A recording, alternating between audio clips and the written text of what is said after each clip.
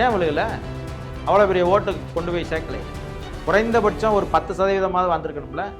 விஜயகாந்த் அவர்கள் மாற்றம் சொல்லி தான் வந்தார். அவர் பல பேருக்கு அவருக்கு கிளை கட்டமைப்பு இருந்துச்சு, கட்சி இருந்துச்சு, மிக திறமையான ஆட்கள் விஜயகாந்தோட இருந்தாங்க. ஆனால் முதலமைச்சராக இருக்கிற ஸ்டாலினை தோற்கடிப்பதற்கான வாக்கு வங்கி VS பாபுகிட்டே கிடையாது, தாவேகாக்கிட்டே கிடையாது. அங்கே பெரிய கட்சி கட்டமைப்பு, பெரிய புரட்சி வெடிக்கிற அளவுக்கு பெரிய கொளத்தூர் தொகுதி முழுவதும் பொறுப்பாளர்களை போட்டு வேலை செய்யறதுக்கான ஆட்களும் அங்கே கிடையவே கிடையாது. அவருக்கு எதுவும் தெரியாதுன்னு நம்ம திரும்ப திரும்ப சொல்லிக்கிட்டே இருக்கோம். அவர் ஒன்றுமே தெரியல. அப்புறம் எப்படி ஒரு இந்து ராஷ்டிரத்தை ஆதரிக்கிற ஒரு பாடலை எப்படி போடுவாங்க? அங்கே நிற்கிற ஒருத்தனுக்கு கூட பாட தெரியல வந்தே மாதர பாடல்.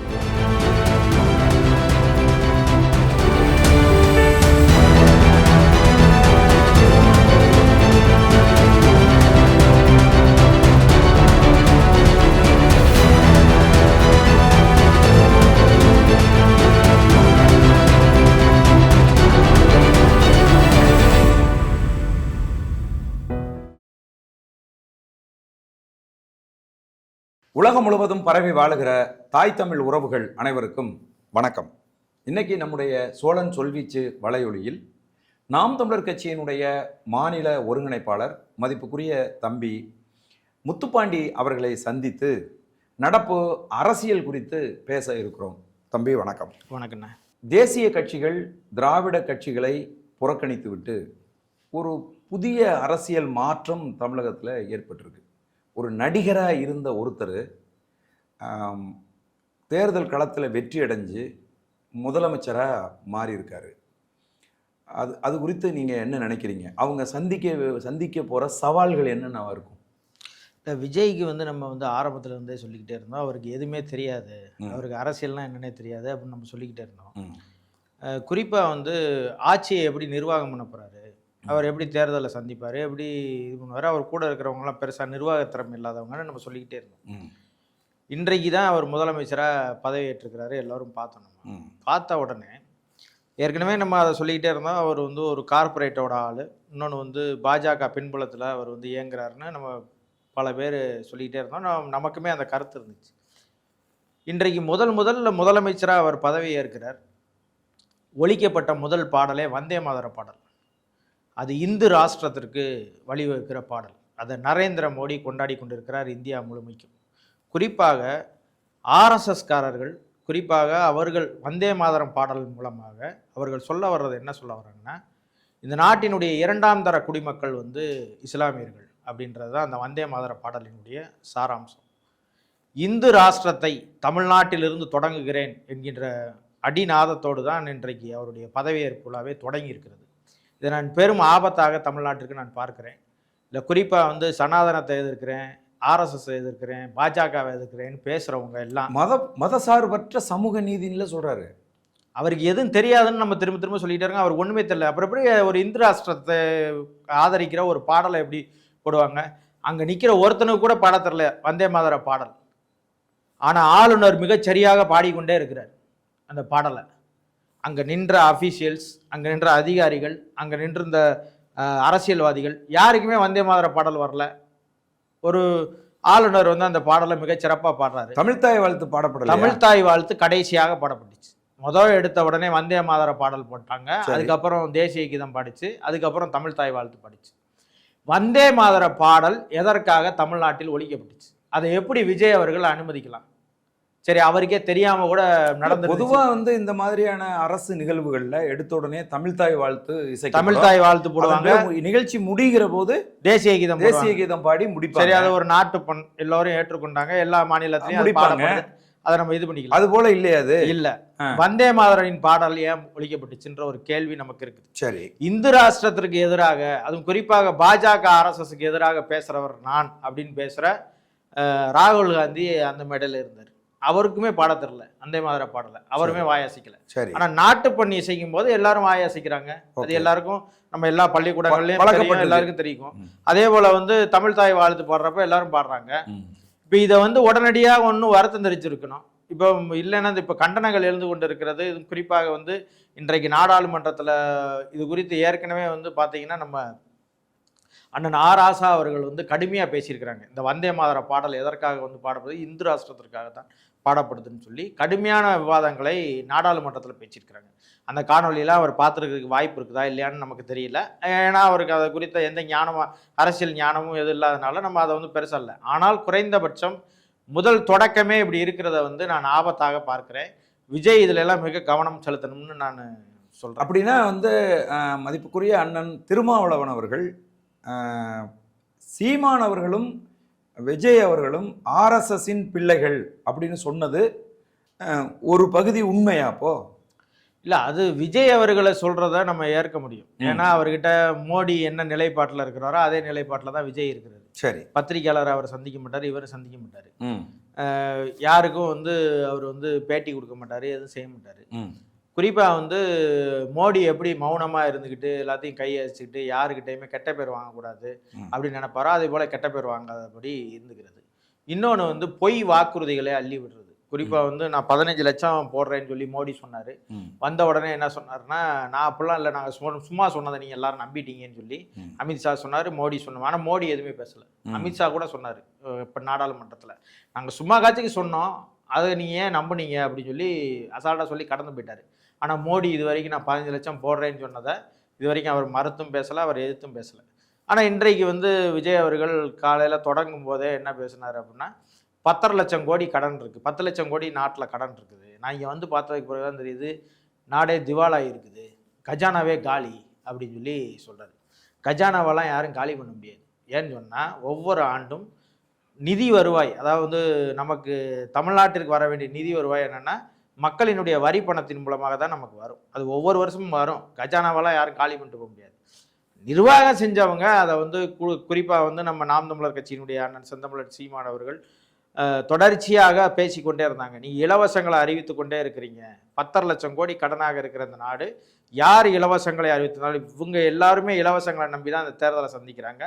அது திமுகவாக இருந்தாலும் சரி, தம்பி விஜயாக இருந்தாலும் சரி, வென்று யார் வந்தாலும் சரி, அவர்கள்ட்ட வந்து வேற திட்டம் இல்லை. அவங்க இலவசங்களை நம்பி தான் இந்த தேர்தலே சந்திக்கிறாங்க. இலவசங்கள் கொடுப்பதன் மூலமாக 10.5 லட்சம் கோடி கடன் வந்து 20 லட்சம் கோடியாக மாறும்னு தொடர்ச்சியாக பேசிக்கொண்டே இருந்தாங்க.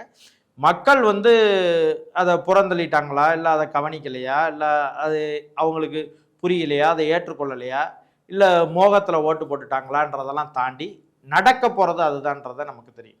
ஏன்னா பல நாடுகள் வந்து பொருளாதார வீழ்ச்சியினால் புரட்சி வெடிச்சிருக்குது. அதை நம்ம கண் முன்னாடி பார்த்துருக்கோம். நேபாளத்தில் நடந்துச்சு, இலங்கையில் நடந்துச்சு. சோத்துக்கே வழி இல்லாமல் பல நாடுகளில் பணத்தெல்லாம் தூக்கி வீசிட்டு மக்கள் வந்து உணவை தேடி ஓடி போகிற இதெல்லாம் நம்ம பல நாடுகளில் பார்த்துருக்கோம். அது இந்தியாவுக்குள்ள தமிழ்நாடு இருக்கிறதுனால இந்தியா நம்மளை காப்பாற்றும்னு எல்லோருக்கும் ஒரு இது இருக்கும். அது ஏன்னா மத்திய அரசு எப்படினாலும் கை கொடுத்துரும். ஒரு நாட்டு முழுவதும் புரட்சி வந்துச்சுன்னா ஒன்றும் பண்ண முடியாது. தமிழ்நாட்டுக்குள் புரட்சி வந்துச்சுன்னா எப்படி பார்த்தாலும் அது இராணுவத்தை அனுப்பும், 10 பேரை சுட்டுக்கொள்ளும், இல்லை 100 பேரை சுட்டுக்கொள்ளும், ஒரு 1000 பேரை கூட சுட்டுக்கொள்ளுமே தவிர நாடு பொருளாதார வீழ்ச்சிக்கு மொத்த நாடும் போனால் தான் உண்டே தவிர தமிழ்நாடு மட்டும் புரட்சி வெடிக்கிறதுக்கான வாய்ப்பு மிக மிக குறைவு. அதனால இவங்க தைரியமாக வந்து இலவசங்களை அள்ளி கொடுக்கறதுக்கு முயற்சி செய்கிறாங்க. விஜய் அவர்கள் இன்றைக்கு சொல்லிட்டார், காசே இல்லை அப்படின்னு சொல்லி சொல்லிட்டாரு. ஒரு 3 திட்டத்தில் நான் இன்னைக்கு உடனே கையெழுத்து போடுறேன்னு சொல்லி ஒரு 3 திட்டத்தை அறிவிச்சிருக்கிறாரு. அவர் என்ன சொல்ல வர்றாருன்னா, 500 யூனிட்டுக்கு மேல் பயன்படுத்துகிறவங்க அவங்களுக்கு 200 யூனிட் இலவசமாக தருவேன் 2 மாதத்துக்கு அப்படின்னு சொல்லியிருக்கிறாரு. அது 2 மாதத்துக்கு ஒரு தடவை 500 யூனிட் பயன்படுத்துகிறவங்களா அப்படின்னு தெரியல. இல்லை 2 மாதத்துக்கு தான் மொத்தத்துக்கு இலவசம் கொடுக்க போகிறாரான்னு தெரியல. ஏன்னா அவங்க சொல்வது எல்லாமே ஊடகங்களின் மூலமாக தான் நம்ம தெரிஞ்சுக்க வேண்டியதாக இருக்குது. எந்த செய்தியாக இருந்தாலும் சரி, அவங்க கட்சிக்காரங்க பேச மாட்டாங்க, அவங்க அமைச்சர் பெருமக்கள் பேச மாட்டாங்க, சட்டமன்ற உறுப்பினர்கள் பேச மாட்டாங்க, அவங்க கட்சியின் பொறுப்பாளர்கள் பேச மாட்டாங்க. எல்லாத்தையும் ஊடகத்தில் தான் செய்தியாக போடுவாங்க. இதே தான் பாஜகவும் செய்யும். இல்லை, இப்போ 500 யூனிட்டுக்கு மேலே பயன்படுத்துகிறவங்களுக்கு எதுக்கு இலவசம்? இல்லை, 500 யூனிட்டுக்கு மேலே பயன்படுத்துகிறவங்களுக்கு 200 யூனிட் இலவசம். அதான் எதுக்கு அவங்களுக்கு 500 யூனிட்டுக்கு மேலே பயன்படுத்துகிறவங்க ஒரு பெரிய நிறுவனமாக இருக்கும், பெரிய பணக்காரங்களாக இருப்பாங்க. 200 யூனிட்டுக்குள்ளே பயன்படுத்துகிறவங்க தாங்க மிடில் கிளாஸாக இருப்பாங்க. ஆமாம், இப்போ அவங்களுக்கு தானே நீங்கள் இலவசம் கொடுக்கணும். இல்லை, அவங்களுக்கு தான் ஏற்கனவே 100 யூனிட் இலவசம் இருக்குது. இல்லை, தமிழ்நாடு அரசு இலவசம் இருக்குது. சரி, இப்போ நான் என்ன கேட்குறேன்னா, ஏற்கனவே இருக்கிற திட்டங்களை எல்லாம் அப்படியே செயல்படுத்த போகிறாரா, இல்லை மொத்தமாக திட்டம் என்னென்ன? ஒன்று இது, இன்னொன்று வந்து பெண்களுக்கான பாதுகாப்புக்காக வந்து நான் ஒரு பெண் கமாண்டோ படையணியை உருவாக்குறேன் அப்படின்னு சொல்லியிருக்கேன். சரி, அப்புறம் இன்னொரு செய்தி ஏதோ ஒன்று சொன்னார், எனக்கு ஞாபகம் இல்லை. 3 இது இன்னைக்கு வந்து கையெழுத்து போட்டிருக்கிறாரு. ஒன்று மின்சாரம், இன்னொன்று வந்து இந்த பெண் படையணி, அதுக்கப்புறம் போதையை ஒழிப்பேன், நான் வந்து சட்ட ஒழுங்கை பாதுகாப்பேன் அப்படின்னு சொல்லியிருக்காரு. போதை பொருளை தடுக்கிறதுக்காக தமிழ்நாடு முழுவதும் அதுக்கு ஒரு விங்கு ஒன்று ரெடி பண்ணுறேன்னு சொல்லியிருக்கிறாரு. ஏற்கனவே பெண் கமாண்டோ படையணி இருக்குது தமிழ்நாட்டில். ஏற்கனவே பெண் கமாண்டோ படையணி இருக்குது. புதிதாக இன்னும் ஆட்களை கூட்ட போகிறாரா, இன்னும் ஆட்களை அதிகமாக எடுக்க போகிறாரா அப்படின்ற எந்த இதுவும் இல்லை. ஆனால் படையணி உருவாக்குறேன்னு சொல்கிறாரு. அதே போல் போதைப் பொருளை தடுக்கிறதுக்குன்னு ஏற்கனவே தமிழ்நாட்டில் ஒரு விங்கு இருக்குது. அதாவது காவல்துறையிலே ஒரு விங்கு இருக்குது போதைப் பொருளை தடுக்கிறதுக்குன்னு. அது இப்போ குறிப்பாக வந்து விஜிலன்ஸே இருக்கு. ஆமா, கள்ளச்சாராயத்தை பிடிக்கிறதுக்குன்னு ஒரு விங்கு இருக்குது. ஆமா ஆமா, கஞ்சா இது போல தடுக்கிறதுக்குன்னு இன்னொன்று இருக்கு. இப்போ இது போல 2 விங்கு ஏற்கனவே இருக்குது. இதுல எந்த விங்கு புதுசா எடுக்க போறாரு, இல்ல 2 விங்கையும் ஒன்னா இணைக்க போறாரா, என்ன ஏதுன்னு தெரியல. ஏதோ அறிவிச்சிருக்கிறாரு. இனிமேல் அது நடைமுறைக்கு வரும்போது தான் நமக்கு தெரியும். இந்த 3 இன்னைக்கு அறிவிச்சு இதுக்கு நான் இன்றைக்கு அந்த வந்தே மாதர பாடல் ஒழிச்ச உடனே ஒரு பெரிய வருத்தம் வந்துருச்சு. ஏன்னா விஜய் மேல ஏற்கனவே சொல்லிக்கிட்டு இருந்ததை உறுதிப்படுத்திட்டாரோ விஜய் அப்படின்ற மாதிரியான ஒரு சூழல் தான் விஜய் கிட்ட இன்னைக்கு இருக்குன்னு நினைக்கிறேன். இப்ப எதிர்கட்சிகளை வந்து எதிர்கொண்டு ஒரு நிலையான ஆட்சியை விஜய் அவர்களால் கொடுக்க முடியும் அப்படின்னு நீங்கள் நினைக்கிறீங்களா? இல்லை, முடியாது. இவர் இந்த ஆட்சி அதிகபட்சம் போனால் ஒரு 2 ஆண்டுகள் நீடிச்சுட்டு போகிறதே ரொம்ப கஷ்டம். ஏன்னா இவர் இந்த வந்தே மாதரம் பாடல்னு சொல்லும்போதே வந்து இன்னைக்கு எல்லா கம்யூனிஸ்டுகள் அவங்கவுங்கெல்லாம் வந்து இன்னைக்கு கண்டனம் தெரிவிப்பாங்க. அதே போல் விடுதலை சிறுத்தைகள் கண்டனம் தெரிவிக்கும், திமுக கண்டனம் தெரிவிக்கும், எல்லாரும் கண்டனம் தெரிவிக்க தொடங்கிடுவாங்க. ஏன்னா வந்து வந்தே மாதர பாடலை யாரும் ஏற்க மாட்டாங்கன்னு தான் நினைக்கிறேன். அதுபோக தமிழ்தாய் வாழ்த்தை நீங்கள் 3வது ஆளாக போடுறீங்க, 3வது இடத்துக்கு கொண்டு போகிறீங்கன்றதை வந்து எப்படி ஏற்க முடியும்ன்ற ஒரு கேள்வி இருக்குது. அதெல்லாம் வந்து கண்டனத்துக்குரியதாக தான் நான் பார்க்குறேன். கட்டாயம் கண்டிப்பாங்க எல்லாருமே. இப்போ முதல் நாளே நீங்கள் கண்டனத்தை வாங்கிட்டீங்கன்னா ஒவ்வொரு முறையும் நீங்கள் கண்டனத்தை வாங்கிக்கிட்டே தான் இருக்கணும். அதாவது வந்து நீங்கள் செயல்பாட்டில் இதுக்கு முன்னாடி நீங்கள் அடுத்த மேலே பழைய படமே இது எனக்கெல்லாம் இது கிடையாது, இதெல்லாம் திமுகவோட சதி, இது திமுக ஒரு தீய சக்திலாம் நம்ம சொல்ல முடியாது. ஆட்சி பொறுப்பில் இருக்கிறது நீங்கள் தாங்க முறையாக விசாரிக்கணும், எந்த அதிகாரி இந்த வேலையெல்லாம் செஞ்சான்னு சொல்லி நேரம் கூப்பிட்டு என்கொயரியை போட்டிருக்கணும். ஏன்னு சொன்னால் விஜய்க்கு அது இந்து ராஷ்டிரத்தை உருவாக்குறதுக்கான பாடல்னு தெரிஞ்சாதானங்க கூப்பிட்டு கேட்பாரு.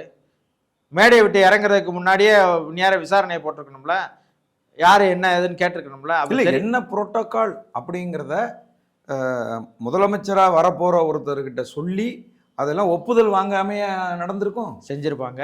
ஆனா இது வந்து ஆளுநரினுடைய நிகழ்ச்சியை இவங்க நடத்துறாங்க. ஒரு வேளை வந்து இது ஆளுநர் மாளிகையில இருந்து இந்த பொறுப்பெடுத்துக்கிட்டாங்க, எங்களுக்கு இந்த பதவியேற்பு விழாக்கு சம்மந்தம் இல்லைன்னு கூட தப்பிச்சுக்கலாம். சரி, ஆனா நான் என்ன கேட்கறேன்னா அதை குறைந்தபட்சம் கண்டிக்கணும்ல. அது யாருங்க இதை செஞ்சதை வச்சது, இனி இது நடக்கக்கூடாதுன்னு சொல்லணும்லாம் இல்லையா? அது சரி. அதை இது வரைக்கும் எதையுமே அவர் எந்த ரியாக்டும் பண்ணல. இல்ல, விஜய் அவர்களினுடைய வெற்றிக்கு பின்னாடி RSS சங்க பரிவார இயக்கங்கள் பிஜேபி எல்லாம் இருக்கு அப்படின்னு சொல்லி ஒரு பெரும் குற்றச்சாட்டு முன்வைக்கப்பட்டுச்சு.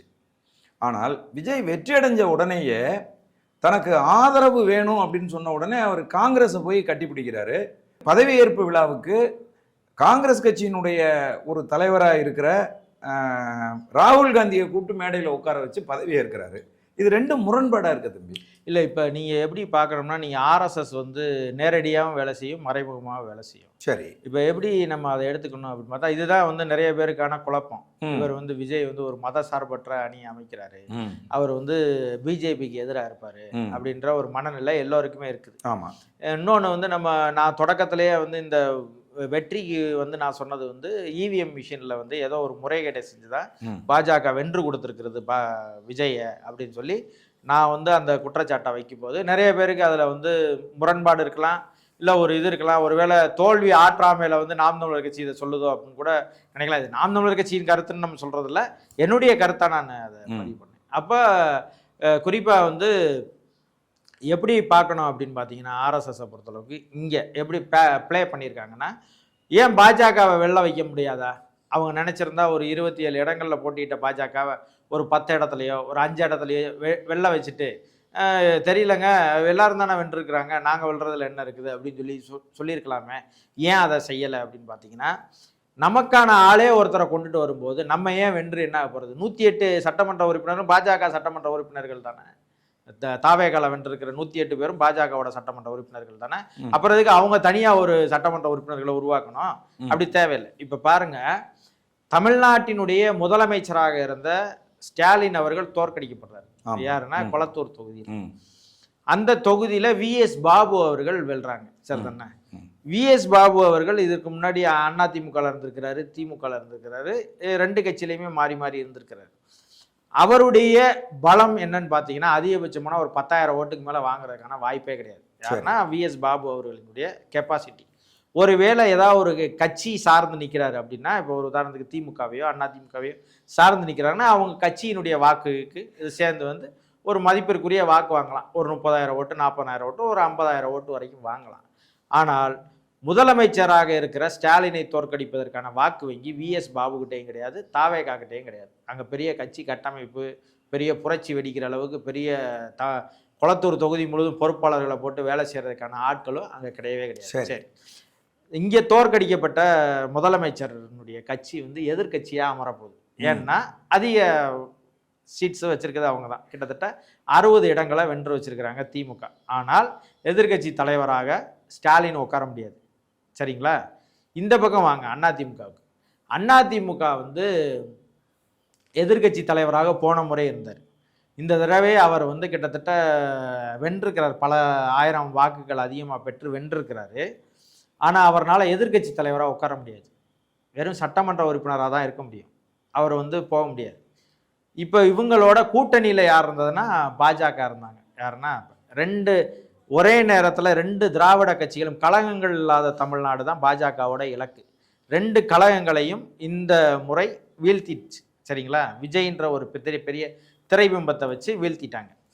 விஜயினுடைய வெற்றி இருக்கு இல்லையா, வெற்றி வந்து முழுமையாக ஏன் பாஜக வந்து வெள்ள வச்சிருக்கலாம்ல? இப்போ EVM மிஷினில் வெள்ள வைக்கிறதா இருந்தால் ஒரு 140 இடம் இல்லை 150 இடம் ஏன் வெள்ள வச்சிருக்கலாம்ல? ஏன் வெள்ள வைக்கல அப்படின்னா, விஜய் வந்து நம்ம கட்டுப்பாட்டுக்குள்ளே இருக்கணும். ஒன்று, அந்த கட்சிக்கு அறுதி பெரும்பான்மை கிடைக்கக்கூடாது. ஒரு தொங்கு சட்டசபை அமையணும். நாளைக்கு ஒருவேளை இந்த சட்டசபையை காப்பாற்றுவதாக இருந்தால் நம்ம தான் காப்பாற்றணும் அப்படின்றதுக்காக அதிமுக ஒரு தரப்பில் வெள்ள வச்சு இருக்கிறாங்க. எடப்பாடி அவர்கள் ஒருவேளை வந்து நாளைக்கு இந்த கூட்டணியிலேருந்து நிறைய பேர் வெளியேறாங்க. யாருன்னா இந்த மத சார்பற்ற கூட்டணியில் இருக்கிற, குறிப்பாக திமுக கூட்டணியில் இருக்கிறவங்களாம் வெளியேறாங்கன்னா அதிமுக பக்கம் இருந்து ஆதரவு தெரிவிக்கணும். அதிமுக பக்கம் இருந்து ஆதரவு தெரிவிப்பதாக இருந்தால் எடப்பாடி ஆதரவு தெரிவிக்க மாட்டார். ஏன்னு சொன்னால் அவர் ஒரு முதலமைச்சர் வேட்பாளராக இருந்துட்டு வந்தவர். அவர் வந்து ஆதரவு தெரிவிக்க மாட்டார். யாருன்னா விஜயை போய் முதலமைச்சராக ஏற்றுக்கொண்டு அவர் போய் ஆதரவு தெரிவிப்பார்னா தெரிவிக்கிறதுக்கு வாய்ப்பு இல்லை. ஒன்று வெளியிலேருந்து ஆதரிக்கலாம். வெளியிலேருந்து ஆதரித்தா கட்சிக்காரங்கள்லாம் ஒத்துக்க மாட்டாங்க. அப்போ என்னென்னா அதிமுகவை 2 துண்டாக பிளக்கலாம். ஏற்கனவே 3 துண்டாக பிளந்துருச்சு. டிடிவி அவர்கள் தனி அணியாகவும், சசிகலா அவர்கள் தனி அணியாகவும், ஓபிஎஸ் அவர்கள் நேரடியாக போய் திமுகவிலையும் இணைஞ்சிட்டாங்க. அப்போ அதிமுகவில் இருக்கிறது இப்போ முகமாக இருக்கிறது எடப்பாடி தான். அவரை மட்டும் விட்டுட்டு ஒரு துண்டு உடஞ்சி விஜய் அவர்களை ஆதரிப்பதற்கு தயாரா இருக்குன்னு ஊடகங்கள்ல எல்லாருமே பேசி செய்திகள் வந்து, குறிப்பா வந்து CV சண்முகமும் SP வேலுமணி நேற்று இரவு வந்து CV சண்முகத்தோடு விஜய் அவர்கள் பேசினாங்கன்னு கூட செய்தி வருது. 37 சட்டமன்ற உறுப்பினர்கள் தயாரா இருக்கிறதா செய்தி வந்து எல்லா பக்கமும் கசிய விடப்பட்டுச்சு வந்துச்சு. ஒருவேளை இந்த 10 பேரும் வெளியில போயிட்டாங்க அப்படின்னா கட்டாயம் விஜய் அவர்கள் இவர்களுடைய ஆதரவை பெற்று ஆட்சி செய்வார். அதில் எந்த மாற்று கருத்தும் இல்லை. அவர் உடனே நான் வந்து டிசால்வ் பண்ணுறேன், திரும்ப தேர்தலை சந்திக்கிறேன்லாம் அவ்வளோ தூரத்துக்கு தைரியமாக அவர் வர்றதுக்கான வாய்ப்பும் கிடையாது, ஒன்றும் கிடையாதுன்னு வச்சுக்கோங்க. இவங்க வந்து எவ்வளோ நாளைக்கு ஆதரிப்பாங்கன்னு சொல்ல முடியாது. இன்றைக்கே இந்து ராஷ்டிரத்தினுடைய பாடல் ஒழிச்சிருக்குது. நாளைக்கே கூட நான் வாபஸ்ன்னு சொல்லி சொன்னாலும் கூட சொல்லலாம். யாருன்னா விடுதலை சிறுத்தைகள் நாளைக்கு சொல்லலாம், கம்யூனிஸ்ட் 2 கம்யூனிஸ்ட் சொல்லலாம், IUML சொல்லலாம், சொல்றதுக்கு வாய்ப்பு இருக்குது. அப்படி ஒருவேளை நடக்கும் பட்சத்தில் இவங்க என்ன பண்ணுவாங்கன்னா இவங்களோட ஆதரவை தான் தேடுவாங்க. யாருன்னா அதிமுகவோட ஆதரவை. எடப்பாடி ஆதரிக்கலைன்னா நான் சொல்ற அந்த CV சண்முகம் தலைமையில் உடைக்கப்பட்டிருக்கிற அணி இதாயிரும். சரி, இந்த EVM மிஷினில் வந்து எதிர்த்து பேச முடியாத சூழலில் யார் இருக்காருன்னா எடப்பாடி பேச முடியாமல் இருக்காரு. ஏன்னு சொன்னால் அவர் வென்றிருக்கிறார். அங்கே தோக்கடிக்கப்பட்டிருக்கிறாரு. அவங்கெல்லாம் அவங்க பையன் வென்றிருக்கிறாரு, அவர் பேச முடியாது. யாருன்னா ஸ்டாலின் பேச முடியாது. இப்போ இஸ்லாமிய அமைப்புகள் எதிர்த்து பேசலாம். இஸ்லாமிய அமைப்புகளில் அவங்க என்ன பண்ணுறாங்கன்னா 2 IUMல வெல்ல வைக்கிறாங்க. தமீம் அன்சாரி அவர்கள் வெல்றாங்க, ஜவாஹிர்லா அவர்கள் வெல்றாங்க. STPI வந்து நேரடியான எதிரியாக இருக்கிற பாஜக, நேரடியாக எதிரியாக இருக்கிற STPI தோற்கடிக்கப்படுது. கிட்டத்தட்ட 60,000 வாக்குகள் வித்தியாசத்தில் STPI தோற்கடிக்கப்படுது. தோற்கடிக்கப்பட்ட அந்த வென்றிருக்கிற அமைச்சர் அவர்கள் இதுக்கு முன்னாடி சரித்திரத்திலே அவ்வளோ வின்னிங்களை ஜெயிச்சதே இல்லை. யாருன்னா காமராஜர் அவர்கள் வந்து 60,000 வாக்கு வித்தியாசத்தில் அங்கே வெல்லவே இல்லை, வென்றதே இல்லை இது வரைக்கும். ஆனால் அங்கே விசில் பெருசாக வந்து ஒலிக்கலை. புரியுதுங்களா உங்களுக்கு? அப்போது காமராஜர் அவர்கள் 1,00,000 வாக்குகள் வித்தியாசத்துக்கு மேலே வெல்றாங்க.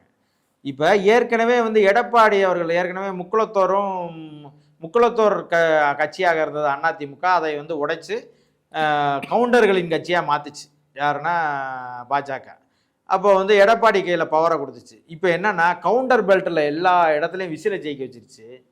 வன்னியர்கள் பெல்ட்டில் புறாமே அதிமுகவை ஜெயிக்க வச்சிருச்சு. இப்போ வன்னியர் பெல்ட்டில் ஜெயிச்சிருக்கிறவங்கலாம் என்ன சொல்கிறாங்கன்னா, எங்களுக்கு மெஜாரிட்டி வேணும், எங்கள்கிட்ட தான் மெஜாரிட்டி இருக்குது, அதனால் எங்கள் கையில் பொறுப்பை கொடுங்கன்னு சொல்லி வன்னியர்கள் தங்களுடைய அதிகாரத்தை நிலைநிறுத்தணும்னு பாஜக வந்து இந்த பக்கம் ஒரு வேலை செய்யுது. அப்போ அவங்க நினச்சிக்கிட்டு இருந்தது ஒரே நேரத்தில் 2 திராவிட கட்சிகளையும் காலி செஞ்சிருச்சு. இன்னொரு உளவியலாக என்ன சொல்லுது அப்படின்னா, பணம் கொடுக்காம மக்கள் ஓட்டு போடுவாங்கன்னு நம்ப வைக்குது. சரிங்களா? விஜயை வச்சு நம்ப வைக்குது. சாதி மதம் பார்க்காம ஓட்டு போடுவாங்கன்னு நம்ப வைக்குது. இப்போ இதில் வந்து எவ்வளவு பயனை அடையுது பாருங்க பாஜகவும் ஆர்எஸ்எஸும். என்னன்னா, பணம் இல்லாமல் ஜெயிச்சிட முடியும், 2 திராவிட கட்சிகளையும் வீழ்த்திட முடியும், அதே போல வந்து சாதி மதம் இல்லாமையும் ஓட்டு விழுகும், எந்த அரசியல் பின்புலம் இல்லாமையும் ஒருத்தர் வந்து வெல்ல முடியும் அப்படின்னு நம்ப வைக்குது. அதுக்கு சோசியல் மீடியாவில் பேச வைக்குது, எல்லாத்தையும் செய்யுது. இப்போ செஞ்சு முடிச்சுட்டு நாளைக்கே திரும்ப ஆர்எஸ்எஸ் பாஜக அந்த இடத்த பிடிச்சிருமானா பிடிக்காது. கொஞ்சம் கொஞ்சமாக வேலை செஞ்சு அது 2036 கூட இருக்கலாம் பாஜக வர்றதுக்கு, இல்லை 41 கூட இருக்கலாம். அது காத்திருக்கும், இந்த இடத்த பிடிக்கிறதுக்கு காத்திருக்கும். ஆனால் இப்படி ஒரு பேசு பொருளை உருவாக்கி வச்சிருச்சு. என்னன்னா, தமிழ்நாட்டில் திமுகவும் அதிமுகவும் தோற்கடிக்க முடியாத சக்திகள் இல்லை அப்படின்றத உருவாக்கிடுச்சு.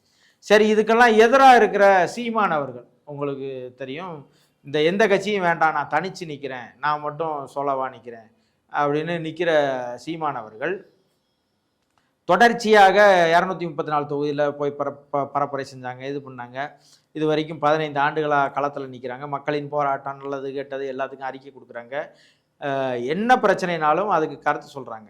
புரியுதுங்களா உங்களுக்கு? அவர் நின்ற தொகுதியில் டெபாசிட் இழக்க வைக்கப்படுறாங்க.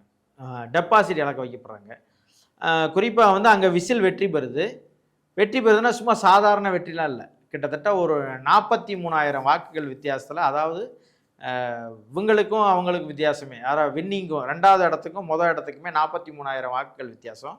அண்ணன் சீமான் அவர்கள் 4வது இடத்துக்கு தள்ளப்படுறாங்க.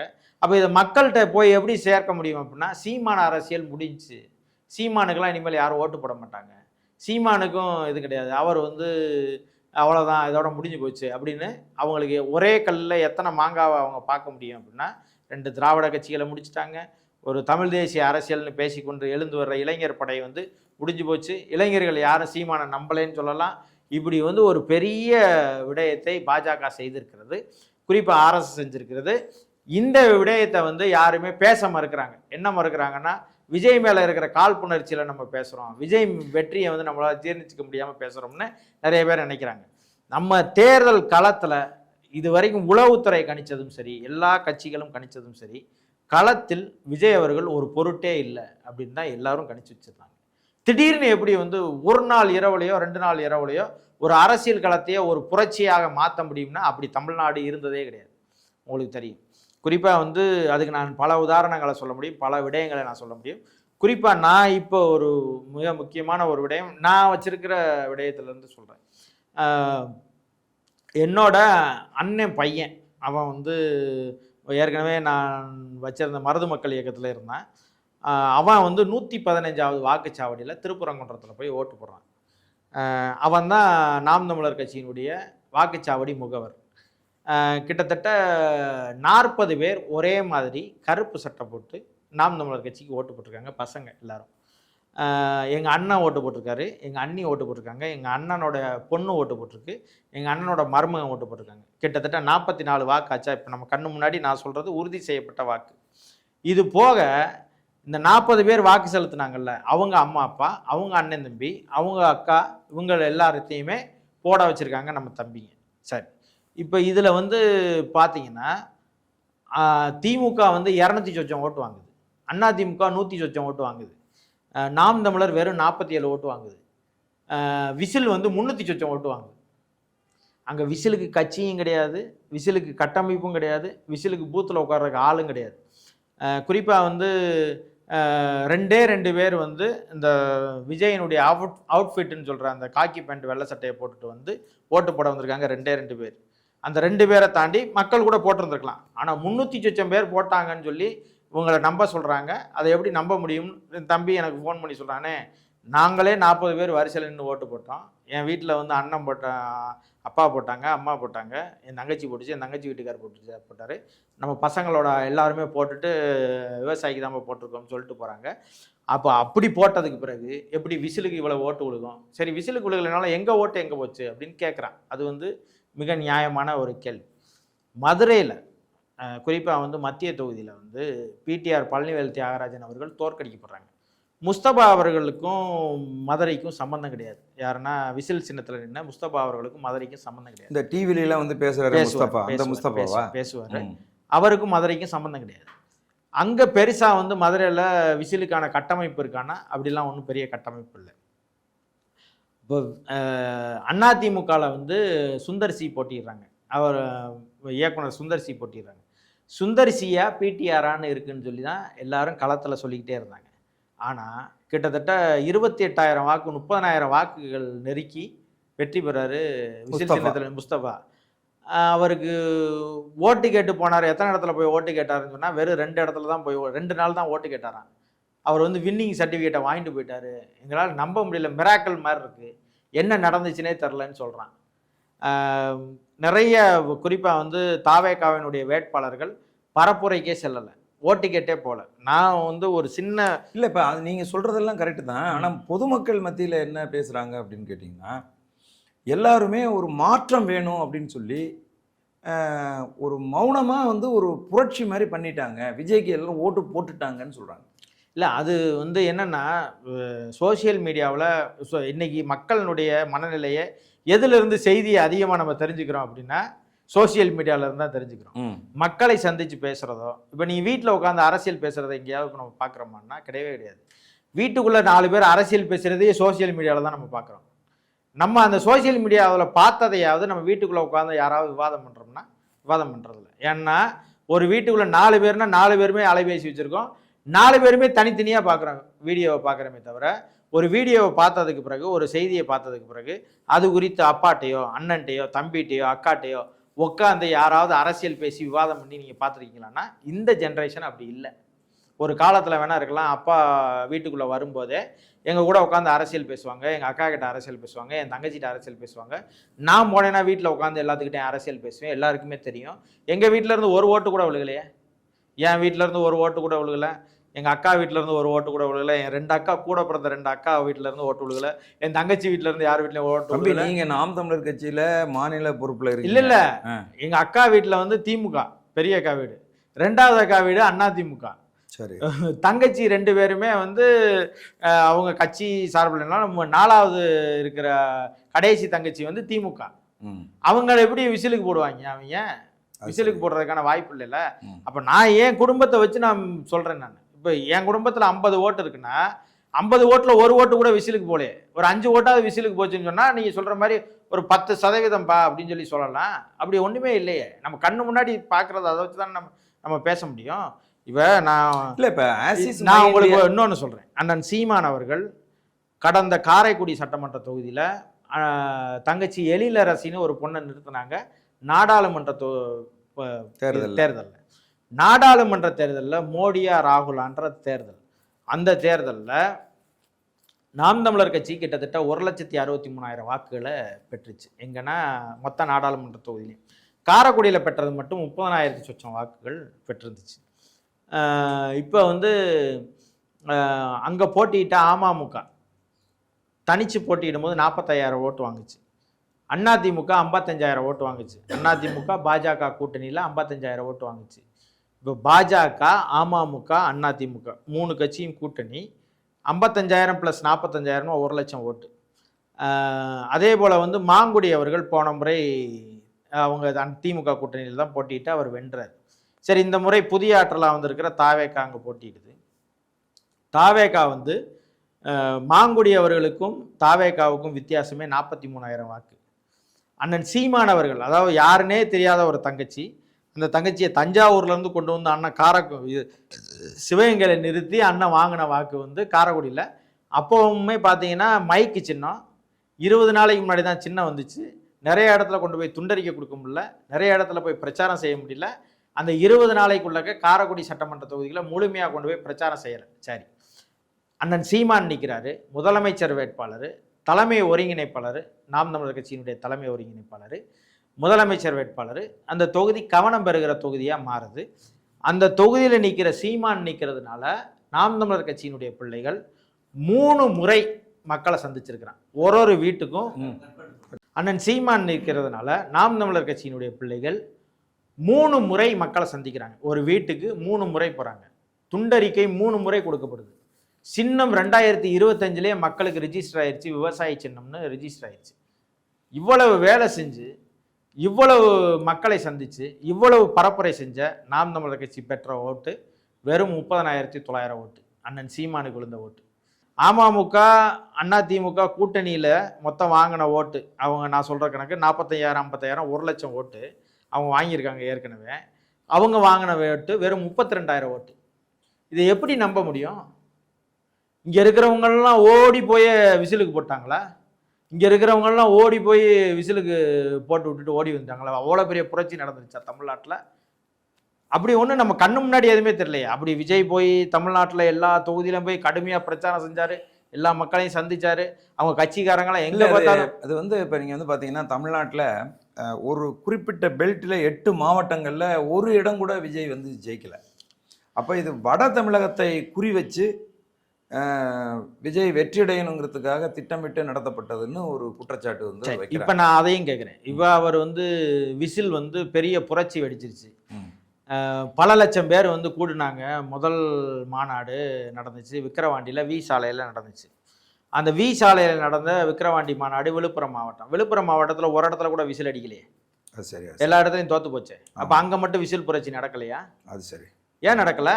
அங்கே தான் பல லட்சம் பேர் வந்தாங்க. அந்த மக்கள் பார்த்தாங்க, பல லட்சம் பேர் இருக்கா அந்த கட்சியில், இந்த கட்சிக்கு நம்ம ஓட்டு போட்டு இதை உங்களை வெளில வச்சிடணும்னு ஒருத்தரும் நினைக்கலையே. ஏன் நினைக்கல? அது சரி. அப்போ நீ வந்து திட்டமிட்டு இந்த பெல்ட்டில் வெல்லணும், இந்த இடத்துல வெல்லணும், இந்த இடத்துல அவன் வெல்லணும். விஜய் வந்து மதுரை மாநாட்டில் சொன்னார், மதுரை மத்தி, மதுரை கிழக்கு, மதுரை மேற்கு, மதுரை இதுன்னு சொல்லி சொன்னார். மதுரையில் 8 தொகுதி வென்றிருக்குது. நீங்கள் மொத்தமாக, நான் ஒன்றும் இல்லை விளையாட்டுக்கு சொல்லலை, மதுரையில் ஒரு பாராட்டு விழா நடத்த சொல்லுங்கள் இந்த வேட்பாளர்கள் எல்லாம். சரி, இல்லை மதுரையில் இந்த வேட்பாளர்கள்லாம் மதுரைக்கு போகும்போது வரவேற்புக்கு காசு கொடுக்காம, வயசான கிளவி இல்லாமல், பணம் கொடுக்காம, திமுக அதிமுக போல எத்தனை மக்கள் அந்த வேட்பாளர்களை வரவேற்கிறாங்கன்னு காட்ட சொல்லுங்க. அத்தனை லட்சம் பேர் ஓட்டு போட்டிருக்காங்கன்னு சொல்றாங்கல்ல. கிழக்கு தொகுதியில் மட்டும் 1,00,000 சொச்சம் ஓட்டு, கிட்டத்தட்ட 1,30,000 ஓட்டு. திருப்பரங்குன்றத்தில் 1,13,000 ஓட்டு. அவ்வளோ ஆளே கிடையாதுங்க. தாவேக்காவுக்கும் ஆள் கிடையாது. அவ்வளோ பெரிய புரட்சி செய்கிற ஆட்கள்லாம் கிடையாது. தமிழ்நாட்டு மக்களினுடைய மனநிலை என்னன்னா, மாற்றத்திற்கு ஓட்டு போடுவான். கமலஹாசன் மாற்றத்துக்கு தான் வந்தார், அவருக்கு இவ்வளோ பெரிய ஓட்டு விழுகலையே. ஏன் விழுகலை? அவ்வளோ பெரிய ஓட்டு கொண்டு போய் சேர்க்கலையே. குறைந்தபட்சம் ஒரு 10% வந்திருக்கணும்ல. விஜயகாந்த் அவர்கள் மாற்றம் சொல்லி தான் வந்தார். அவர் பல பேருங்க, அவருக்கு கிளை கட்டமைப்பு இருந்துச்சு, கட்சி இருந்துச்சு, மிக திறமையான ஆட்கள் விஜயகாந்தோட இருந்தாங்க. அவரால் வெல்ல முடியலையே. எவ்வளோ பெரிய, இத்தனைக்கும் அவருக்கு ஒரு பெரிய சமூக பின்னணி வேற இருந்துச்சு. அவர் இவ்வளோ பெரிய பிளாஸ்டாக அடித்து வெல்லலையே. ஏன்னா திமுக அதிமுகவுக்கு அவ்வளோ பெரிய நெருக்கடி இருந்த சூழலில் விஜயகாந்த் அவர்கள் கட்சி தொடங்கினாங்க 2005. கலைஞர் ஜெயலலிதாவும் இருந்தாங்க.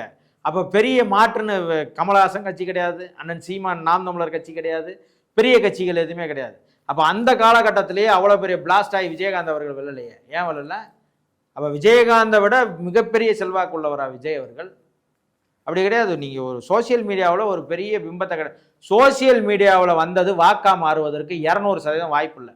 நான் இன்றைக்கும் அடித்து சொல்லுவேன். ஏன்னு சொன்னால், சோசியல் மீடியாவில் ஆக்கிரமிச்சிருப்பதே அண்ணன் சீமான் தான். அப்படி வந்திருந்தா இன்னும் 10 ஆண்டுகளுக்கு முன்னாடியே அண்ணன் சீமான் நாட்டை பிடிச்சிருக்கணும். காரணம் என்னென்னா, அண்ணன் பிகன் வீட்ஸில் ஒரு சின்ன பேட்டி இன்னைக்கு கூட இருக்குதுன்னு நினைக்கிறேன். விவசாயம் குறித்து ஒரு 5 நிமிடம் ஒரு அவார்டு ஃபங்க்ஷனில் பேசுகிறார். 10 மில்லியன்ஸ் நம்பர்ஸ் பார்த்துருக்குறாங்க. 10 மில்லியன்ஸ்னால் கிட்டத்தட்ட 1 கோடி பேர். அப்படி பார்த்தா 1 கோடி பேர் பார்த்ததில் குறைஞ்சபட்சம் ஒரு 10 லட்சம் பேருக்காவது சீமான் பேசுகிற இந்த விவசாயம் மிகச் சரியாக பேசுகிறாரு அப்படின்னு 10 லட்சம் பேருக்கு ஊர்த்தி இருக்காதா? ஒரு 1 கோடி பேர் பார்த்ததில்ல. அப்போ அவங்கெல்லாம் ஓட்டு போட்டிருக்க மாட்டாங்களா சீமான் அவர்களுக்கு? அப்போ சோசியல் மீடியாவை பார்த்து மக்கள் ஓட்டு போட்டுட்டான்னு சொல்றதே நம்ம எப்படி ஏற்க முடியும்? சரி, சோசியல் மீடியா நீங்க வந்து பணம் கட்டினீங்கன்னா ஒரு வியூஸ் நீங்க உருவாக்கணும்னா 1 மில்லியன் நீங்க உருவாக்கிற முடியும். இப்போ இதை 10 லட்சம் பேர்கிட்ட கொண்டு போய் சேருங்கன்னு சொல்லி நீங்கள் பணம் கட்டினீங்கன்னா 10 லட்சம் பேர்கிட்ட கொண்டு போய், இப்போ நம்ம பேசிக்கிட்டு இருக்க வீடியோவை நீங்கள் 10 லட்சம் பேருக்கு கொண்டு போய் சேர்க்குறீங்க, பணம் கட்டினீங்கன்னா கொண்டு போய் சேர்த்துறோம். புரியுது. ஏங்க விஜய் அவர்கள் வந்து எதுவுமே செய்யலைன்னு அந்த ஆளுநரை சந்திக்க போறாரு. கூட போய் நிற்கிறது ஒருத்தர் யார் போய் நிற்கிறாரு அப்படின்னு பார்த்தீங்கன்னா, பெங்களூர்ல இருந்து ஒருத்தர் போயிருக்கிறாரு. அவர் வந்து ஜனநாயகன் ப்ரொடியூசர்னு அவர் சொல்றாரு. ஜனநாயகன் ப்ரொடியூசரு ஆளுநரை பார்க்க டிவிகே கட்சியோட ஏன் சேர்ந்து போகணும்? எதுக்கு போகணும்னு கேட்குறேன். டிவிகே கட்சி உறுப்பினரா இல்லை சட்டமன்ற உறுப்பினரா? அவங்க கட்சியினுடைய மிக முக்கியமான பொறுப்புல இருக்கிறாரா? இல்ல ஏன் போனாரு? ஏன் போனாருன்னா அவர் வந்து மணி லாண்ட்ரி பண்றவர். இந்தியா முழுமைக்கு இல்லை, உலக நாடுகள் முழுவதும் பணத்தை டிரான்ஸ்ஃபர் பண்ணி கொடுக்குறவர். அவர் நிதி கொடுத்துருப்பாரு விஜய்க்கு. இந்த பல ஆயிரம் கோடியை செலவழித்து இந்த வெல்றதுக்கு என்னென்ன செய்யணுமோ அதை பூரா அந்த சோசியல் மீடியாவிலையும் டிவிலையும் ஆங்கில ஊடகத்திலிருந்து இங்கே இருக்கிற யூடியூப் சேனல் வரைக்கும் எல்லாத்துக்கும் பணம் கொடுத்துருக்குறாங்க. அதெல்லாம் எங்கேருந்து கொடுப்பாரு? விஜய் வீட்டில் இருந்து கட்டுக்கட்டாக எடுத்துகிட்டு வந்து கொடுப்பாரு. எல்லாத்தையும் நான் விட்டுட்டு வரேன் இதெல்லாம் இப்போ சரிங்க ஆதவரிச்சு நான் பணம் கொடுத்துருப்பாரு. முதல் வரிசையில் மார்ட்டினை உட்கார வச்சிருக்கீங்க. இன்னைக்கு பதவியேற்புனால முதல் வரிசையில் மார்ட்டின் உட்காந்துருக்கிறார். லாட்ரி மார்ட்டின் உட்காந்துருக்காரு. அவர் எதுக்கு வந்து உட்காந்துருக்கிறாரு? விஜய்க்கு பணம் கொடுக்காம அவருக்கு முதல் வரிசையில் இடம் கொடுத்தாங்களா? இது வரைக்கும் எடப்பாடி பதவியாக இருக்கும்போது லாட்ரி மார்ட்டின் முதல் வரிசையில் உட்காந்துருந்தாரா? ஸ்டாலின் பதவியாக இருக்கும்போது முதல் வரிசையில் உட்காந்துருந்தாரா லாட்ரி மார்ட்டின்னு? அதே போல் அவர் கூட ஒருத்தர் போயிருக்கிறார், ஆந்திராக்காரர். அவர் வந்து கனிம வளம் கொள்ளையடிக்கிறது தான் அவருடைய தொழில். விஜய் கூட போனவர். அவர் வந்து ஆந்திராவில் இருக்கிற எல்லா குவாரியும் அவர் தான் நடத்துறாரு. அவர் தான் ஏலம் எடுத்துக்கிறார். அவரும் விஜயினுடைய ஆளுநர் சந்திப்புக்கு அவரும் போறாரு. ஓஹோ. அவர் என்ன டிவிகேயோட உறுப்பினரா இல்லை சட்டமன்ற உறுப்பினரா இல்லை அமைச்சர் பதவி எதுவும் வாங்க போறாரு? எதுக்குங்க போறாரு? எதுக்குங்க இவர் கூட்டிட்டு போறாரு? இதெல்லாம் எதுவுமே தெரியாம விஜய் கூட அப்படியே வந்துட்டாரா? ஒளிஞ்சு ஓடி வந்துட்டாங்களா எல்லாரும் ஆளுநருக்கு மாளிகைக்குள்ள? சரி, ஆளுநர் மாளிகைக்குள்ள போனோம்னா 10 பேர்னா 10 பேர் தான். முத்துப்பாண்டின்னு என் பேர் இருக்கும், களஞ்சியம்னா களஞ்சியம்னு பேர் இருக்கும். ஒவ்வொருத்தருடைய பேரை சொல்லி தான் ஆளுநர் அனுமதி கொடுப்பாரு. நாங்க ஒரு 10 பேர் வர்றோம் எங்களை விட்டுருங்கலாம் விட முடியாது. முன்கூட்டியே புரோட்டோகால் பண்ணப்பட்டு அவரெல்லாம் போனார். எதுக்கு போனாரு? எவனா ஒருத்தனை பேச சொல்லுங்க. இவரை பாருங்க, நிர்மல்குமார் முன்னாள் RSS காரர், பிஜேபியில் இருந்தார். பிஜேபியினுடைய ஐடி விங்க செஞ்சார். அருண்ராஜ் அவர் வந்து மிக மோசமாக அந்த ஐடி விங்க நடத்தினவர். தமிழ்நாட்டினுடைய பாஜகவினுடைய ஐடி விங்கில இருந்து மிக மோசமாக எழுதினவர். குறிப்பாக உத்தரப்பிரதேசத்தில் நடந்த ஒரு கற்பழிப்பு வழக்க மிக கொடூரமாக எழுதினார். அந்த பாஜக காரனுக்கு RSS காரனுக்கு ஆதரவா எழுதி சுப்ரீம் கோர்ட் வரைக்கும் அந்த வழக்கு போய் மிக கண்டனத்துக்குள்ளானவர். அவ்வளோ பெரிய பக்கா RSS காரர். அவர் அதிமுகவுக்கு அனுப்பிச்சு வச்சுச்சு பாஜக. அதிமுகவில் போய் சேர்ந்தார். அதிமுகவில் இருந்து நேரடியாக இங்கே போங்கன்னு சொன்னாங்க. இங்கே வந்து சேர்ந்துக்கிட்டாரு. செங்கோட்டையன் இங்கே இருந்து பஞ்சாயத்து பேசுறதுக்காக அமித்ஷாவை பார்க்க போனார். அமித்ஷாவை பார்த்துட்டு நேராக வந்து விஜய் கட்சியில் எங்கே போய் சேர்ந்தார்? திமுகவுக்கு போயிருக்கலாம், இல்லை நான் அரசியலிருந்து ஒதுங்குறேன்னு சொல்லியிருக்கலாம், இல்லை இவங்க போல நான் போர்க்கொடி தூக்கி நான் ஒரு தனி செங்கோட்டையனுக்கு தனி அணி அமைக்கிறேன்னு சொல்லியிருக்கலாம். நான் உங்களுக்கு சொல்றேன், அமித்ஷாவை சந்திக்கிற வரைக்கும் எடப்பாடிக்கு எதிராக 2 கூட்டம் நடத்தினாரா இல்லையா செங்கோட்டையன் ஈரோட்டில்? அந்த இடத்துல வந்து சொன்ன காரணம் என்ன? எம்ஜிஆர் படத்தையும் ஜெயலலிதா படத்தையும் புறக்கணிக்கிறார் எடப்பாடின்னு சொல்லி பேசி 2 பொதுக்கூட்டம் ஈரோட்டில் நடத்தினார் செங்கோட்டையன். அப்படி நடத்தின செங்கோட்டையன் அமித்ஷாவை போய் பார்க்குறாரு. அமித்ஷா சொல்றாரு, நம்ம கட்சி தான்ப்பா டிவிக்கு, அங்கே போய் சரிப்பா மிச்சதெல்லாம் நான் பார்த்துக்கிறேன்னு சொன்னார். வந்து வேகமாக வந்து சேர்ந்தார். இன்னைக்கு அமைச்சருங்க. அவர் மட்டும் சேரல, சத்யபாமா அவங்க கூட இருக்கிறவங்களெல்லாம் கூட்டு வந்து சேர்த்தாரு. கடுமையான விமர்சனம். ஏங்க இவருக்கு அறிவு இல்லாமல் போச்சா? இவர் ஏங்க 70 வயசுல போய் விஜய் போய் வாழ்கன்னு சொல்ல முடியுமா? அப்படிலாம் விமர்சனத்துக்குள்ளாச்சு. அவருக்கு தெரியும் RSS நம்மள்ட்ட ஒரு வேலை சொல்லுது, நம்ம போய் செய்கிறோம்னு போய் செய்கிறாரு. அருண்ராஜ் யாருங்க? IRS வேலையில் இருந்தவர். ஏற்கனவே அது சோசியல் மீடியாவில் வந்துச்சு, அது உண்மையாக போயான்னு தெரில. விஜயினுடைய ஐடி ரைடுக்கே அவர் தான் வந்தாருன்னு சொல்லப்பட்டுச்சு, நமக்கு தெரியல. ஆனால் அவர் தான் வந்து இன்னைக்கு வந்து விஜயினுடைய கட்சியில் வந்து அவர் சேர்றாரு. அவர் வந்து திருச்செங்கோட்டில் வந்து வென்று அவர் வந்து சட்டமன்ற உறுப்பினர் ஆகிறாரு. இன்னைக்கு அமைச்சராகவும் பொறுப்பேற்றுட்டார். புஷியானந்த் அவர் பாஜகவோட நெருங்கிய தொடர்பில் உள்ளவர். அவர் வந்து இதாயிட்டாரு. பாஜகவில் நின்று தான் புஷிங்கிற அந்த தொகுதியில் வென்றிருக்கிறாரு. அதே போல வந்து ஆதவர்ஜுனா அவர் வேலை பார்க்காத இடமும் கிடையாது, போகாத இடமும் கிடையாது. திடீர்னு ஒருத்தர் வந்து தமிழ்நாட்டு அரசியலுக்குள் என்னன்னே தெரியாம முதல்ல விடுதலை சிறுத்தைகள் கட்சிக்கு போறாரு, விடுதலை சிறுத்தைகள் கட்சியிலேருந்து கொஞ்ச நாள் அமைதியாக இருக்கிறாரு. ஆனந்த விகடனில் ஒரு புத்தக வெளியீடு விழா நடக்குது. அது முடிஞ்ச உடனே நேரடியாக வந்து விஜய் கட்சியில் 2 பேரும் கட்டி பிடிக்கிறாங்க. விஜய் கட்சியில் வந்து சேர்றாரு. சேர்ந்த உடனே அப்படியே வேலை செய்கிறாரு. பயங்கரமாக வேலை நடக்குது. அவர் வேலை செஞ்சதுனால தான் வெற்றி பெற்றுட்டோம்னு பேசுகிறாங்க. அவர் வில்லிவாக்கத்தில் ஒன்றும் பெருசு, வில்லிவாக்கத்தில் ஒவ்வொரு சந்து சந்தா அவர் போகலையே ஓட்டு கேட்டு. அவ்வளோ பெரிய புரட்சியாளர்லாம் அவர் கிடையாது. புரட்சியாளர் அம்பேத்கரா அவரே தோற்று போயிருக்கிறாரு. காமராஜர் தோற்று போயிருக்கிறாரு. அவ்வளோ பெரிய கட்சி ஒன்றும் இல்லையங்க இங்கே தாவேக்கா. இதையெல்லாம் பார்க்கும்போது நமக்கு என்ன சொல்லுது? அப்போ அவர் ஏற்கனவே வந்து ஐபேக்கில் வேலை செஞ்சவர். பிரசாந்த் கிஷோர் எங்கே வேலை செஞ்சார்? இவருக்கு வேலை செஞ்சுருக்கிறாரு. மோடி பிரதமர் ஆகிறதுக்கு வேலை செஞ்சார். அதே போல் தமிழ்நாட்டில் 2021 இவர் வெல்றதுக்கு, ஸ்டாலின் வெல்றதுக்கு வந்து வேலை செஞ்சார். ஐபேக் நிறுவனம் வந்து இங்கே வேலை செய்யலையே. ஐபேக் வந்து வேலை செஞ்சு கொடுங்கன்னு கேட்டப்போ இல்லைங்க என்னால் வேலை செஞ்சு கொடுக்க முடியாதுன்னு போயிட்டாரு. அப்போ எப்படி தான் ஜெயிச்சார் விஜய் அவர்கள்? எதையுமே சொல்ல மாட்டீங்களே நீங்கள். எதையுமே நடக்கலை. இப்போ நான் கண்ணு முன்னாடி சொல்கிறேன். நிர்மல்குமாரை சொல்கிறேன், இவரை சொல்கிறேன், அருண்ராஜ் அவர்களை சொல்கிறேன், புஷி ஆனந்த் அவர்களை சொல்கிறேன், இவரை சொல்கிறேன், செங்கோட்டையன் அவர்களை சொல்கிறேன், இப்போ இவர் ஆதவர்ஜனாவை சொல்கிறேன்.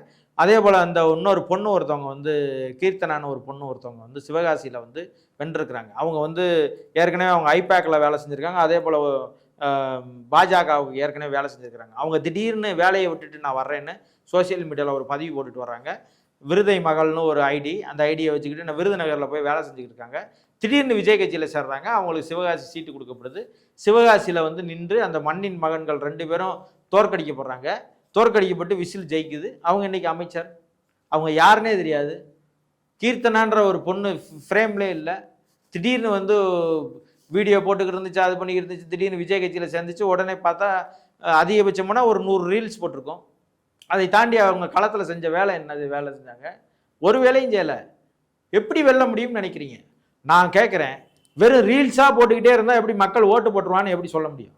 அப்படின்னா தான் திமுகட்ட இல்லாத காசா, திமுகட்ட இல்லாத பணமா, அதிமுகட்ட இல்லாத காசா, அதிமுகட்ட இல்லாத பணமா? இப்போ நான் சொல்கிறேன்ல, நாங்கள் போடாத ரீல்ஸாக வந்து அவங்க போட்டுற போகிறாங்க. அது சரி. அண்ணன் சீமான் பேசுனதை போட முடியாத ரீல்ஸாக அவங்க போட்டுற போகிறாங்க. அண்ணன் பேசுனதாவது கருத்து இருக்கும். அவங்கள்ட்ட இருக்கிற கருத்து ஒன்றும் இல்லை. அந்த ரீல்ஸை பூரா பார்த்தீங்கன்னா உங்கள் விஜய்ன்னு பாட்டு இருக்கும், ஜனநாயகன் பாட்டு இருக்கும், அந்த விசில் சத்தம் கேட்குதான்னு பார்க்குற அது ஒரு பாட்டு இருக்கும். ஒரு 5 பாட்டை தாண்டி அவங்க ஒரு ரீல்ஸும் போடலை. இந்த பாட்டெல்லாம் பார்த்துட்டு மக்கள் ஓட்டு போட்டுருவான்னா இன்னைக்கு யார் தான் பார்க்கணும்னா சிவகார்த்திகேயன் கூட நாளைக்கு முதலமைச்சர் ஆவார். சரி தம்பி, உங்களுடைய கருத்துக்களை வச்சு நம்ம அந்த தாவேக்கா என்ன ஆகும் அப்படிங்கிறத நம்ம பார்ப்போம். நீங்கள் சொல்கிறத பார்த்தா ஒரு ஸ்ட்ராங்கான ஆர்எஸ்எஸ் சங்க பரிவர் இயக்கங்களோட பின்புலம், பிஜேபியோட பின்புலம் இருக்குது அப்படிங்கிற மாதிரி நீங்கள் சொல்கிறீங்க. இப்போ ஆட்சி அதிகாரத்துக்கு இன்றைக்கி வந்திருக்காங்க. இல்லை, அதுதான் இப்போ இதெல்லாம் தெரியக்கூடாதுன்றக்காக தான் அவர் ஆரம்பத்திலேருந்து பிஜேபி பக்கம் போகாமல் நேரடியாக நான் மத சார்பற்ற கூட்டணியவே நோங்குறேன், நான் காங்கிரஸை பயங்கரமாக லவ் பண்ணுறேன், காங்கிரஸை விரும்புகிறேன்ற மாதிரியே அந்த செயல்பாடு பூராமே இருந்ததுக்கு காரணம் அதே தான் காரணம். ஏன்னா நீங்கள் எடுத்த உடனே நீங்கள் அதிமுக கூட்டணிக்கிட்ட போனீங்கன்னா என்ன ஆகும்? உடனே இவங்க பிஜேபி எங்க அண்ணன் எல்லாம் யாரும் 2000 கிலோமீட்டர் தவுவார். யாருன்னா அண்ணன் திருமா அவர்கள்லாம் 2000 கிலோமீட்டர் ஜம்ப் பண்ணுவார். அதே போல வந்து கம்யூனிஸ்ட் கட்சியெல்லாம் 5000 கிலோமீட்டர் தவ்வும். இப்ப எல்லாம் அப்படியே அடைக்கதான் இருக்கு. நாங்க தான் அன்னைக்கே சொன்னமே ஆர்எஸ்எஸ் கைப்பாவேன்னு சொல்லி. இதுல எனக்கு என்ன ஒரு பெரிய வருத்தம் என்ன இருக்கு அப்படின்னு பாத்தீங்கன்னா, இந்த இஸ்லாமிய கிறிஸ்தவ மக்கள் தொடர்ச்சியாக உண்மையும் நேர்மையுமா எவன் நிற்கிறானோ, எப்படி பழனி பாபாவை புறக்கணிச்சாங்களோ அதே போல் அண்ணன் சீமான் அவர்களையும் தொடர்ச்சியாக புறக்கணிச்சுக்கிட்டே இருக்காங்க. இன்னைக்கு பழனி பாபாவோட வீடியோவை போட்டு நீங்கள் ஃபயர் விடுற மாதிரி நீங்கள் நாளைக்கு அண்ணன் சீமான் வீடியோவையும் போட்டு ஃபயர் தான் விட முடியுமே தவிர, ஒரு மாற்றம், ஒரு பாதுகாப்பான ஒரு நாடு வேணும். இது வந்து ஒரு குறிப்பாக வந்து எல்லோருக்குமான நாடாக இது இருக்கணும் அப்படின்னு நினச்சிங்கன்னா, எவன் நல்லவன் எவன் கெட்டவன் நினச்சி ஓட்டு போடணுன்றது ரொம்ப முக்கியம். குறிப்பாக வந்து என் பேரப்பிள்ளை அழுதுச்சு அதனால் ஓட்டு போட்டேன், என் மகா அழுதுச்சு அதனால் ஓட்டு போட்டேன், என் பொண்ணு வந்து கெஞ்சிச்சு அதனால் ஓட்டு போட்டேன் அப்படின்றத ஓட்டு. அப்படியே ஓட்டு உரிமை கொடுக்கப்பட்டாங்க, அப்படியே ஓட்டு கொடுக்கப்பட்டுச்சு நாட்டுக்கு. ஓட்டினுடைய பலம் என்னன்னே தெரியாமல் அதான் ஏற்கனவே பணத்துக்கு ஓட்டு போட்டேன், இப்போ பாசத்துக்கு ஓட்டு போட்டேன்றேன். இந்த நாடு எதை நோக்கி போய் கொண்டு இருக்குதுன்னு நமக்கு தெரியல. நம்ம திரும்பவும் என்னென்னா இந்த கட்டமைப்புக்குள்ள இருந்து தான் என்னதை நம்ம சரி செய்ய வேண்டிய தேவை இருக்கிறது. அவன் நம்மளை விட்டுட்டு போனாலும் அவன் செஞ்ச தவறுகளையும் அவன் எதில் ஏமாறுறான்றதையும் சுட்டி காக்கிற இடத்துல பாருங்கள். விஜயை பற்றி யாராவது பேசிட்டா விஜயை திட்டுறாங்கன்னு அவரை பற்றி கேள்வியே கேட்கக்கூடாது. உலகத்தில் வந்து இயேசுநாதரை கூட கேள்வி கேட்டுடலாம் போல, விஜயை கேட்கக்கூடாதுன்றாங்க. இறைமகன் இயேசுவை கூட கேட்டுடலாம் போல, இறைமகன் ஏன் இந்த தவறை செய்தீர்கள்னு கேட்டுடலாம் போல, ஆனால் விஜயை கேட்க முடியாது போல. அந்த அளவுக்கு வந்து இன்றைக்கு வந்து ஒரு சோசியல் மாஃபியா வந்து இந்த நாட்டை ஆட்கொண்டு இருக்கிறது. அதுவும் குறிப்பாக வந்து அவ்வளவு பெரிய கோடிக்கணக்கான பணம், கோடினா சும்மா சாதாரண கோடி இல்லை, வெளியில எல்லாரும் அப்படி சொல்லிக்கிட்டு இருக்காங்க. எந்த வேட்பாளரும் வேலை செலவு செய்யலை, பாவம் ஏழைப்பாலை அதெல்லாம் சொல்கிறாங்க. ஏழைப்பாலை அவங்க, ஆனால் பலாயிரம் கோடி இதற்காக இன்வெஸ்ட் செய்யப்பட்டிருக்குது. பல கார்ப்பரேட் நிறுவனங்கள் இன்வெஸ்ட் செய்யப்பட்டிருக்கு. நான் சொல்கிறேன், திரும்பவும் சொல்கிறேன், அம்பானியினுடைய அதானியினுடைய 3 அணு உள் நிலையங்கள் கையெழுத்திட போகிறார் விஜய்.